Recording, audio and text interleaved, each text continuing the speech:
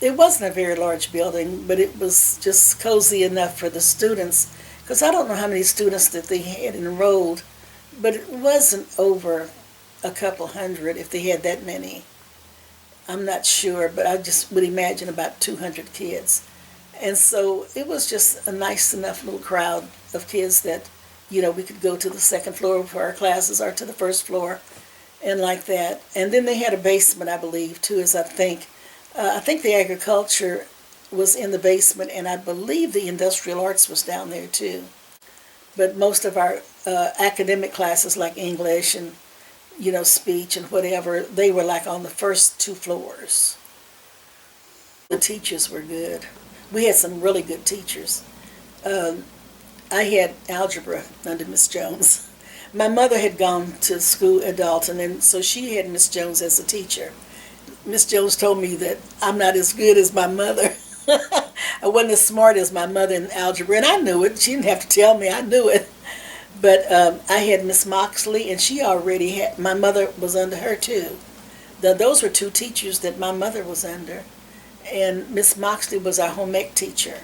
We had learned how to sew in there and how to cook and stuff like that. And then we had Mr. Chin was my homeroom teacher, and his daughter was my best friend.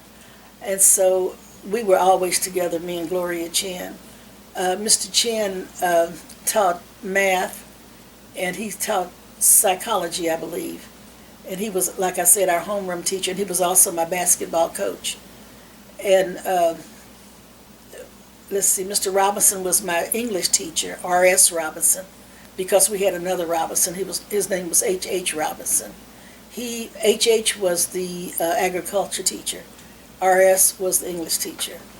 So how would you distinguish between Mr. Robinson and Mr. Robinson? One was fat and one was skinny. Mr. R.S. Robinson was tall and skinny, and Mr. H.H. was kind of chunky. So did the students, not always being the most sensitive people, young people, did they have names like Fat Robinson and Skinny Robinson? No, I don't remember hearing anything like that. They probably better not, because those guys weren't playing. Yeah, they weren't playing with you, so I never heard that.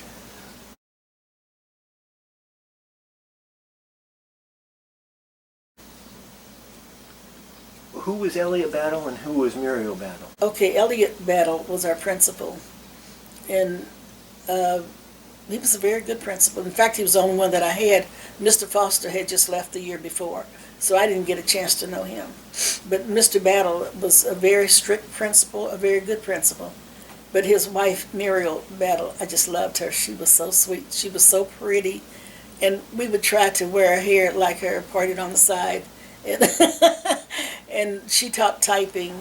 And so, of course, we were all trying to be the best typist there was, because we wanted to hear her praises. And she would. But she was our teacher as far as typing was concerned. And Mr. Battle was our principal. Now you mentioned that you babysat the Battle children. How did Yeah. that come to pass, that you were the one tapped of all these 200 kids, they chose Well, you? I don't know. I was in her class, for one thing, and I think she kind of liked us. It was Gloria was in her class too, Gloria Chin and Mary Banton, all three of us. And so we just kind of become good friends with Miss Battle, and so she would ask us. We would always go over there voluntarily anyway. She said, "Would you like to watch them while I taught my next class, and then it won't interfere with your lesson," because I think we had a planning period or something. And so we would run across the street and babysit our kids while she was teaching, and then she'd come back and get them, and then we'd come on back over to the school. It worked out really good because we never was behind in our lessons.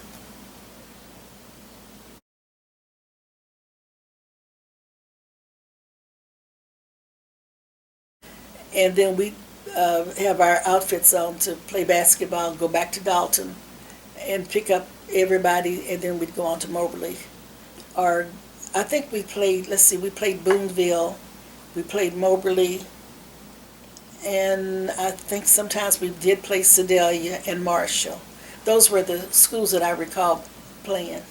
And these were segregated schools. Segregated schools. But you didn't call it segregated schools. I know. How did you refer to those other schools? Well, you know, that's all there was. They were all segregated schools, so that was it. As far as I was concerned, Moberly, I didn't think of the white schools. I just thought of the black schools.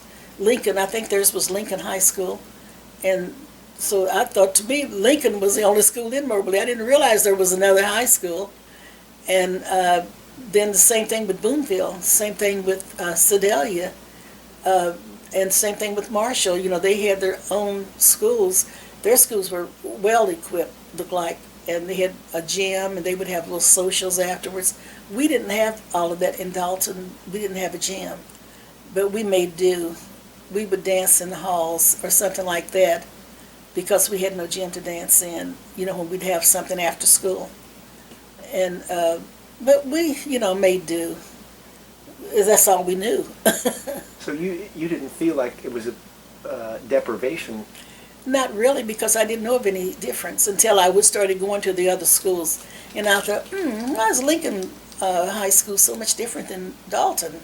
Their school is much better than ours. You know, you'd think of things like that, but I didn't even know they had a white school in Moberly or Boonville or anywhere. I just thought that was the only school there.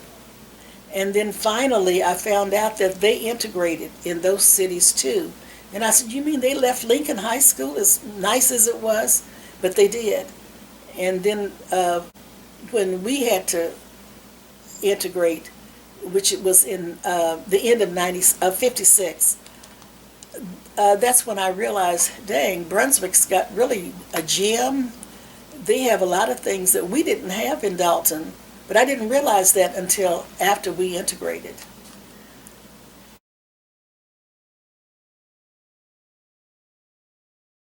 Oh, that was terrible. We had an auditorium. We didn't have a gym, but we did have a little place that we all congregated, like the auditorium.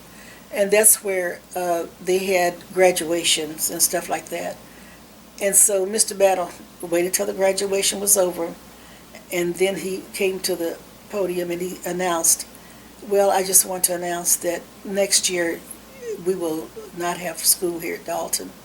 He said everybody will go to their schools in their hometown. We couldn't believe it. I was a senior, and you know, you want to go your senior year with your classmates that you've been with all year. We were just devastated. So we had to make do. We didn't really want to go. I didn't want to go to Brunswick High School at all, because my friends were in Salisbury and Dalton and different. We even had groups that sang. We had a singing group, you know, like the Supremes. We thought we were like the Supremes, and then we had to break up our little singing group and stuff like that. So we were just devastated. And we knew that this was the end of the world because we would not be going back to school with our friends anymore. Yeah, so.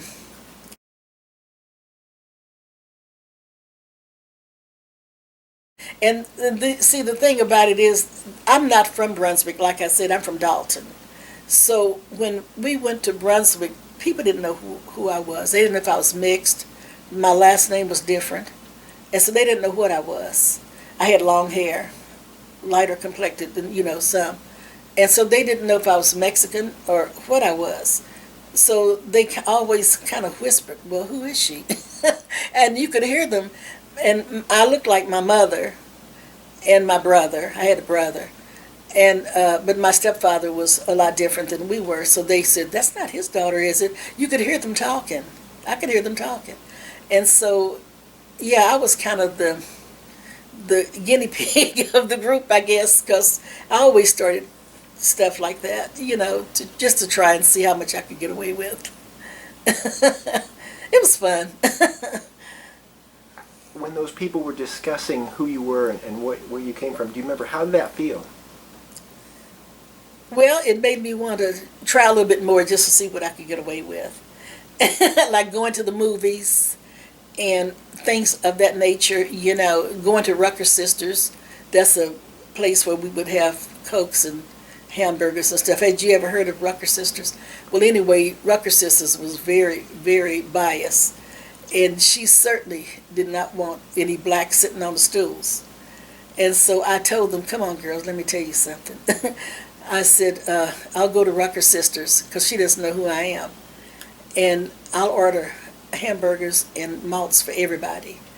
And I'll go in and I'll start drinking mine when they give it to me and sitting on the stool and drink it. And I said, and then you guys come in and get yours. So we said, okay, let's do it and see if what can happen. And we did. So when I went in and ordered, they gave me my hamburger and my malt, and I was just drinking it, and they didn't have nothing to say. Then in comes my other friends, and so they came over and sit down, and see, blacks weren't supposed to sit on the stools. And they all sit down, and so we were laughing and talking and drinking and so that's when somebody came over and talked to Miss Rucker's sisters. And it was two sisters, I think it was at that time. She came over to us and said, I'm sorry, but we don't serve niggers here. And I looked at her and I said, well, I'm sorry, we didn't order niggers. We ordered a hamburger.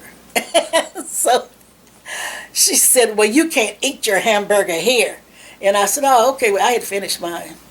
And I'd finished my malt, just about. And the other kids put in their pocket what they didn't finish. They had wrapped it up because they knew they weren't going to sit there and be able to eat the whole thing.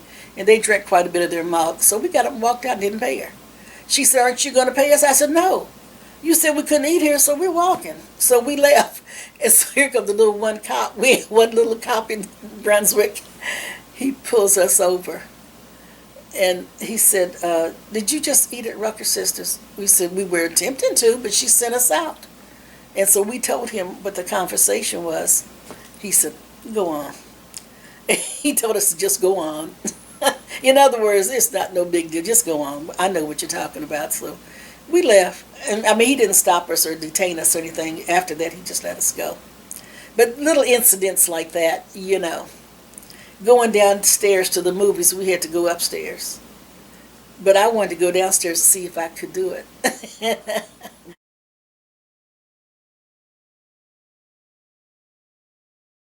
I taught for 30 years.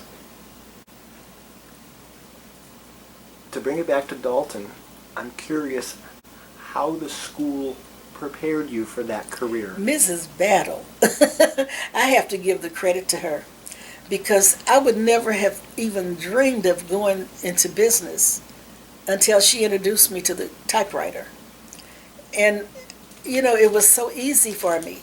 We typed with blind keys. And, she taught us with blind keys. And that's how I taught. When I taught the kids at the different schools, I always covered the keys up with a sheet of paper and taught them with blind keys. See, back then in Dalton, we had no choice. They didn't have alphabets on the keys. But here they did. And I put paper over their fingers so that there would be blind keys. And I just excelled in that, and that made me really want to teach it. And then I loved it. And then when I started teaching it, I thought, I learned so well with blind keys. I need for them to learn with blind keys, because otherwise they'll be hunting and pecking, And so with blind keys, you just have to know it. And that's how I did sixth graders when I was in the middle school. And then sixth, seventh, and eighth, I believe it was, and then ninth on through 12th. So those are the skills, a skill that Dalton Oh, gave yeah. you. I give all the credit to Ms. Battle in Dalton. What did the institution give you, just in terms of, I guess, just intangibles? You mean like character and stuff like that? Manners, and to be a good character, because I certainly didn't want to get in any trouble. You didn't dare over there. Mr. Battle would have kicked you out. So they taught us, they really taught us the right way to go. The way that I try to teach my kids, instill in them that, you don't want to get in trouble. You don't want to be a troublemaker. You just, little stuff that I did like in Rucker Sisters, that was just mischievous stuff. But, when you started getting older on a higher level, you better watch out, because you could go to jail, and to stay out of jail, and to, just manners, period. Dalton really, to me, was a good background for stuff like that. We had problems there. I don't really remember too many fights, though, to be honest with you, like I saw here at school at Southeast or different places, you know.